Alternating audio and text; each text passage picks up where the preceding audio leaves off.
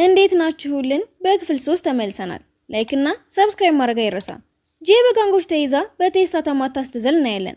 ግን ስትወድቅ ያረፈችው እነ ካይፈር እጅ ላይ ነው። ሁሉም ተደናግጠዋል። እሷን ብትሆን እራሷ ላይ ጉዳት ደርሶባት እንደሆነ ታስባለች። ሶስቱም ልክ እብድ እንደሆነች እያዩዋት ነው። ምክንያቱም ስትዘል ላይዟት ይችሉ እንደነበርና በጣም ልትጎዳ እንደምትችል ስላሰቡ ነው። ካይፈርም በጣም ተጨንቆላት ነበር። ድጋሚ እንደዚህ ቸልተኛ እንዳትሆን ይነግራታል። በዛም ሰዓት እየበረረች መስሎት እንደነበርም ያወራል። ሁለተኛ እንደዚህ እንዳታደርጊ ለማምለጥ ብዬ እኮ ነው። በእነሱ ምክንያት እዚህ ሁሉ ውስጥ እንደገባች ትናገርና ካኮንም ብቻውን ማዋራት እንደምትፈልግ ተናግራ እሱም በዚህ ደስ ይለዋል። ካይፈር መሄድ ባይፈልግም የግዱን ትቷቸው ይሄዳል። ካኮም አጠገቧ ተቀምጦ ዴቪድ ስለኔ የሚለውን አትስሚ እሺ፣ ግልጹን ስነግርህ አሁን ምንም አይነት ግንኙነት ውስጥ መግባት አልፈልግም። ችግሩ ካንተ አይደለም፣ እኔ ከማንም ጋር መሆን ስለማልፈልግ ነው። እሱም በጣም አዝኖና ልቡ ተሰብሮ ትቷት ይሄዳል። ቀጥሎም ሌሎቹ ይመጡና ዴቪድ እሷ ለደህንነቷ ሲባል ቤት ልውሰዳት ብሎ ካይፈር በዚህ ደስ አላለውም። ዴቪድ ቤት ድረስ ይከተላታል። እሷም ሊነግራት የፈለገው ነገር እንዳለ ተጠራጠርና ስትዞር ለተፈጠረው ነገር ይቅርታ፣ አንቺ ደህና መሆንሽ ብቻ ነው የሚያሳስበኝ፣ እንድትጎጂ አልፈልግም። እሷም እየተፈጠረ ያለውን ነገር ሁሉ ማወቅ እንደምትፈልግና ከካኩ ጋር ለምን ኃይለኛ ድብድብ ውስጥ እንደገባ ትጠይቀዋለች። እሱም ከካኩ ጋር እንዴት ጻብ ውስጥ እንደገባ ይነግራታል። እናም ከሱ ጋር ያለውን ሰውንም ሆነ ካኮንም እንደማይምኑት ይነግራታል። ጄም ለሷ ስለተጨነቁላት ደስ ብሏት አመሰግናለሁ። ለምኑ? ለኔ ስላሰባችሁልኝ። የሆነ ሰው የፍቅር ጥያቄ ባይቀርብልሽ ትቀበያለሽ? ምን ማለትህ ነው? ካይፈር ነው። እሺ ትይዋለሽ? ኧረ አይሆንም ባክህ። እንደሚወዳት የጠረጠረች ቢሆንም እራሷ እንደምንም አረጋግታ ትሄዳለች። ቤት ስትገባም ሁሉም ስለሷ ተጨንቆ ነበር። ምን ሆንሽ ነበር? የት ነበርሽ? ጂም ጭንቅላቴን ተጋጭቼ ነው እያለች ትነግራቸዋለች። ዘመዷ በስራ ምክንያት ቶሎ መሄድ እንዳለበትና ከኤሪስ ጋር መቆየት እንዳለባቸው ይነግራታል። እንግዲህ ከኔ ጋር ብቻ ስለሆንሽ ለሁሉም ነገር ፍቃድ ጠይቂኛለሽ። በድንገትም ስልክ ተደውሎላት ቦርሷን ስትከፍተው የእርግዝና መመርመሪያ ከቦርሳ ይወድቃል። ኤሪስም ከካይፈር እርግዛ እንደሆነ ይጠረጥራል። አረ እኔ አይደለም። እሷም ያገኘችበት ትዝ ይላትና የዴንሲል ፍቅረኛ እንደነበርም ታስታውሳለች። ዘመዷ የቤተሰቡ ስም በዚህ ምክንያት እንዲጎዳ ስለማይፈልግ ነገሮችን ግልጽ ማድረግ እንዳለባቸው ይናገራል። ጂምንም ያክል ማብራሪያ ብትሰጥም የሚሰማት ግን አላገኘችም። ካይፈር ተጠርቶም እንደመጣ ለማረጋገጥ ሆስፒታል ይዘዋቸው ሄዱና ማንም ሊያምናትና ሊረዳት ባለመቻሉ ተናዳለች። ዶክተሯ ስትመጣም ምንም እንደሌለ ነግራቸው ጄ በጣም ደስ ይላታል። ሌሎቹ ግን ትንሽ ፍረት ብጤ ይሰማቸዋል። ካይፈር ሳቁም አቁምና መቆጣጠር አልቻለም ነበር። ጄ ጥላ ስትወጣም ዩሪ ተከትሏት ይመጣና በካይፈር ፋንታ ይቅርታ አስጠይቃት ያንተ ይቅርታ አያስፈልገኝም፣ የሚፈጥራቸው ችግሮች ሰልችተውኛል። ካይፈር ላይ ተናዳ ስለነበር ካለበት ሲመጣና ሲወጣ ፊቱን በቦክስ ታናገለታለች። በነጋታውም ሁሉም ጄ ካይፈር እንደመታችው ፊቱ ላይ ባለው ጠባሳ ምክንያት አውቀዋል። እሷም ክሌክስን እንዴት ለሚካ ጥሩ መሆን እንዳለበት ምክር ሰጠዋለች። ሌሎቹ ግን ስለሷ ማውራታቸውን አላቆሙም። ካይፈርም ፕራንክ እኮ ነው፣ ምን ሆነሻል? አያስቅም እሺ። በድጋሚም አዲስ ጥል ውስጥ ይገባሉ። ከጥላቸው በኋላ አብረው ይቀመጣሉ። መቼ ይቅርታ እንደሚጠይቃትም ትጠብቃለች። ከሌሎች ጋር ለውድድር ተቀምጠውም መጀመሪያ እድል የተሰጠው ለፋይራ ነበር። በስነ ስርዓት ተቀርባለች። እነ ጄ ግን ምንም ደህና የሚያቀርቡት ነገር አልነበረምና ተከፋፍለው ለመወዳደር ያስባሉ። በቀጣይም እንደተለመደ ወንዶቹ በምግብ መጣላት ይጀምራሉ። ጄ ተራ ለማስያዝ እየሞከረች ነው። ካይፈር ደግሞ አሁንም ትኩረት ሁሉ እሷ ላይ ነበር። ዞር ስትልም ዴንሲል ፍቅረኛው ስላረገዘች ተክዞ ታያዋለች። ምግብ ይዛለትም ሄዳ ብዙ ማሰብ የለብህም ብላ ትሰጠዋለች። በቀጣይ ጄ ዴንሲል ከሌላ ክፍል ካለች ልጅ ጋር ልጁን እንደማይመስጨቃጨቅ ታያዋለች። ወደ እነሱ ሄዳ ልጅቷ ጄ ላይ መጮት ጀምራለች። ዴንሲልም ልጅቷን ተናግሯት ሲሄድ ልጅቷ ለጄ ኃላፊነት እንዲወስድ ልታሳምኝልኝ ትችያለሽ? ቤተሰቦችሽ ያውቃሉ?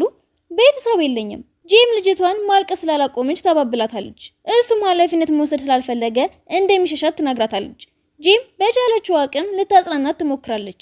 ክላስ ውስጥም ስትመለስ እንዴት ዴንሲልን ማሳመን እንዳለባትና ከማን እርዳታ እንደምትጠይቅ እያሰበች ዘመዷን ለመጠየቅ ታስብና አይ ትላለች። ዩሪንም ደግሞ ልትጠይቀው አስባ እንደማይስማማ አውቃ ትታው ዴቪድን ለማማከር ወስና ልታዋራው እንደምትፈልግ እየነገረችው ከክላስ በኋላ እንገናኝ፣ እሱም እንዲያውም አንድ ላይ እንዝናናለን ብሎ ሲቀልድ ይህንን የሰማው ለሙሉ ክፍሉ ጮክ ብሎ እኔም አለሁበት ሲል ትስማማለች።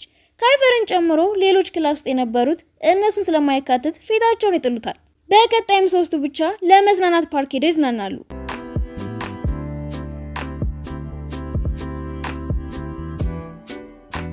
በመሃልም ሲየቀልደባት ይጣሉና ከዛም ሲወርዱ እጅ ለእጅ ተያይዘው ሲሯሯጡ ይቆዩና ምግብ ለማምጣት ሲሄድ ዴቪድ መጥቶ ከጄ አጠገብ ይቀመጣል። እሷም ስለ ዴንሲል ትነግሯለች። ማን አናግሮ ሊያሳመነው እንደሚችልም ትጠይቀዋለች። በመሃል ግን የክላስ ልጆች ተደብቀው እያዩአቸው እንደሆነ ያስተውላል። የክፍል ተማሪዎች ከኋላ ተደብቀዋል። ኧረ እባክህ የት አሉ? ከተደበቁበት እንዲወጡ ለማድረግ ሲል ጄን አይኗን እንድትጨፍን ይጠይቃታል። ሲጠጋትም ሁሉም ከተደበቁበት ተኮልኩለው ይወጣሉ። እናም ዴቪድ ላይ ሁሉም ይጮሁበታል። ከዛም እየቀለደባቸው መሆኑን ሲያውቁ አንድ ላይ ለመዝናናት ይሄዳሉ። ፎቶም ይነሳሉ። ከዛም ወደ አስፈሪ ቤት ለመግባት ወስነው ጄ ግን በጣም ፈርታ የነበረ ቢሆንም አሳምነዋት ይዘዋት ይገባሉ።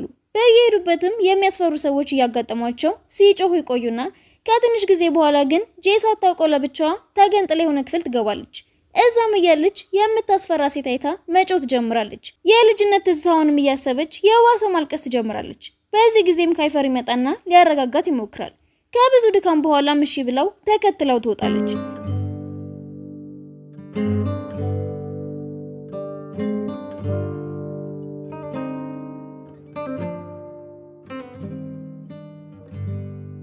ትንሽ ቆይታም ግን በድጋሚ ትታው ትሮጥና ይጠፋፋሉ።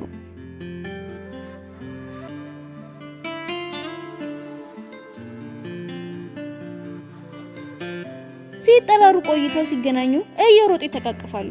የማላገኝሽ መስሎኝ ነበር።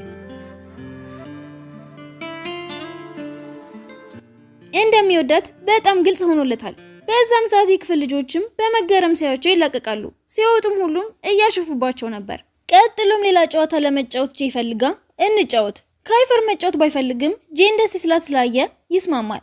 ዩሪ ግን እነሱ በመቀራረባቸው ምንም ደስታ አልተሰማውም። ሲሄዱም ረጅም ሰልፍ ነበር። ዩሪ የሚያውቃቸውን ሴቶች አግኝቶ እንዲያስቀድሙት ያደርጋል። ካይፈርን በተራው የቀሩትን ያሳምንና እንዲቀድሙ ይፈቀድላቸዋል። ካይፈር ከጄ ጋር አንድ ላይ መቀመጥ ስለሚፈልግ ሲያጠገቧ ተቀምጦ ስለነበር ስማ ተጠጋ አብሯትም ይቀመጣል። ዩሪን በዚህ የተነሳ በጣም ይበሽቃል። እሷም ዩሪን ሴቶቹ ምን ብላቸው ነው ያስገቡ? ለመወዳት ልጅ ፍቅሬን ልገልጽ ነው ብያቸው። መልሰው እንደገና ቀልድ እንደሆነ አድርጎ ስቆ ያልፈዋል። አንድ ላይም ፎቶዎችን መንሳት ይጀምራሉ። ዩሪ ግን ከካይፈር ጋር ተቀራርባ ሲያያት የዋሰ እየተናደደ ነው። በድንገትም መጫወቻው በብልሽት ምክንያት ይቆማል። ጄም ደንግጣ ካይፈርን የሆነ ነገር እንዲያደርግ ትጠይቀዋለች። ወዲያውም ኤሪስ ደውሎ ለምን እንደቆየች ይጠይቃታል። ካይፈርም ስልኩን ቀምቶት ሲያዋራው ኤሪስ እና ካይፈር ስለማይዋደዱ ይበልጥ ይበሳጭና መጥቶ እንደሚወስዳት ይናገራል። ሌሎቹ ልጆች እታች በተለያዩ ጨዋታዎች ሲዝናኑ፣ እነሱ ግን እዛ ደብሯቸው ያለ እርችቶች ይለኩሳሉ። እሷም ልክ እንደ ህፃን ልጅ መሳቅ ትጀምራለች። ካይፈርም ፈዞ ያያታል። ፎቶ ለማንሳት ስለፈለገች ስልኳን ከካይፈር ለመቀበል ስትሞክር አልሰጥ ይላታል። ኧረ ስጠኝ ቦድቅስ። ያኔ ስዘይ ያልፈራሽውን አሁን ፈራሽ? ይሄ እኮ ከፍታ አለው። አታስቢ፣ ብትወርቂም እኔ ይዝሻለሁ።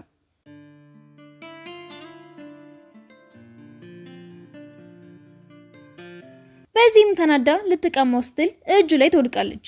እንዲለቃት ብትጥርም እምቢ ይላታል። ዩሪን በዚህ ተናዶ ሊያስለቅቅ ሲሞክር እሱም እነሱ ላይ ይወድቃል። ሲም እያየ ይስቅባቸዋል። ኤሪስም ባየው ነገር ተናዶ ይዟት ወደ ቤት ሄድና እንደደረሱ ከካይፈር ጋር መቀራረብ አቆሚ፣ ወደሽዋል እንዴ? እሷም ከካይፈር ጋር ያሳለፉትንና እንዴት ሁል ጊዜ አብሯት እንደሆነ ታስታውሳለች።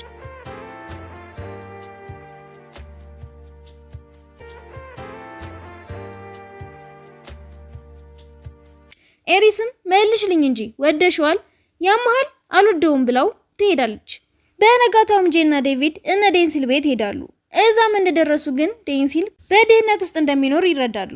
እሱም ፍቅረኛው እንደሚወዳት ተናግሮ ግን ደግሞ በዚህ ኑሮ ከእሷ ጋር መኖር እንደማይችል ይነግራቸዋል። ውድ የሆነ ስጦታ ስትሰጠው እንኳን በጣም እንደሚከፋውና ለእሱ ምንም ማድረግ ባለመቻሉ እንደሚያዝን ይናገራል። ጥፋተኝነት ይሰማኛል፣ ኃላፊነት ደግሞ መውሰድ አልቻልኩም ሲናገር ፍቅረኛው ግሬስ መታ ነበርና እያለቀሰች ታያዋለች። ጄ ያየቻት በምትወደው ሰው እንደተጎዳች ታስብላታለች። ግሬስም በጣም አዝና ስትሮጥ ከካይፈር ጋር ትጋጭና ይከተሏታል። ጄም እየተከተለቻት እያለ ካይፈርን ስታየው ትቆማለች። ግራ ገብቷታል። እንደምትወደው አላመነችም።